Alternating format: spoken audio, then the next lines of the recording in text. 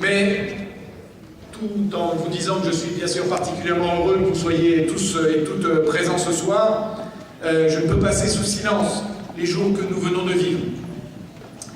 Nous devons apprendre ce qui s'est passé. Et 4 mots me viennent à l'esprit. Les larmes, la rage, la responsabilité et la renaissance. Les larmes d'abord, car depuis ce 7 janvier, beaucoup s'interrogent sur notre unité nationale, sur ce qu'est la France d'aujourd'hui, sur l'enchaînement des faits qui ont conduit aux assassinats de 17 femmes et hommes, à ces vies brisées, aux blessés auxquels je pense encore aujourd'hui. Chacun cherche les suites à donner au sursaut républicain qui spontanément s'est révélé, s'est relevé dès le mercredi 7 au soir et qui a culminé le dimanche 11. Nous avons vécu, et pour beaucoup d'entre nous, et beaucoup d'ici j'en suis sûr, nous avons participé avec une toute forte émotion à ce moment citoyen qui a réveillé le pays au plus profond de lui-même. Un moment qui a révélé aussi la France telle qu'elle est.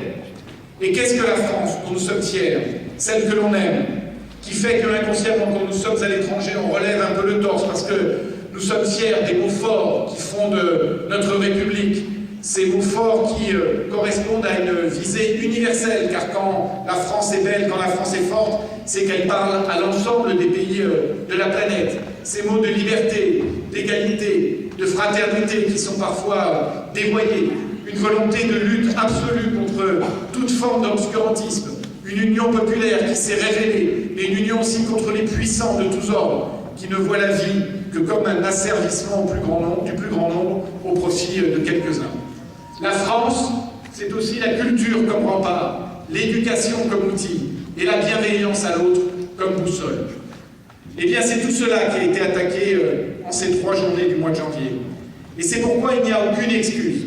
Il n'y a pas de mais, aucune justification possible pour des terroristes qui ont tué des dessinateurs parce qu'ils étaient dessinateurs et qui n'avaient que comme arme des crayons, qui ont tiré sur un homme à terre pour l'achever ou sur une femme dans le dos et qui ont assassiné avec lâcheté des clients d'un supermarché.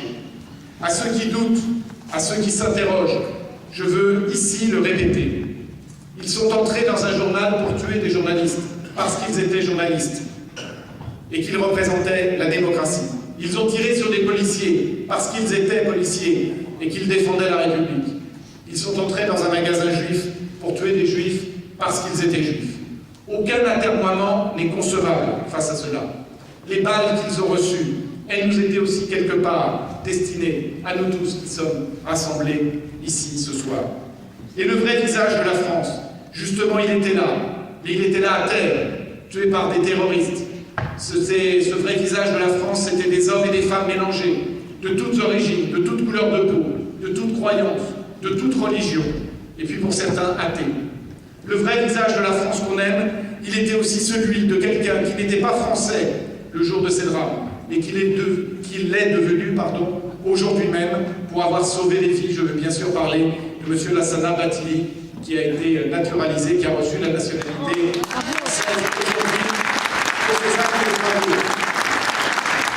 Non pas comme je l'ai trop entendu, un musulman qui a sauvé des juifs, mais comme si cela était exceptionnel, mais un homme qui a protégé ses frères d'humanité. Nous devons lui rendre hommage, comme nous devons le respect aux forces de l'ordre, qui ont agi avec un grand courage et un professionnalisme hors norme ces 3 jours, et qui continuent d'œuvrer pour protéger le pays. Je voudrais que ce soir, nous les applaudissions, tout cela à nouveau.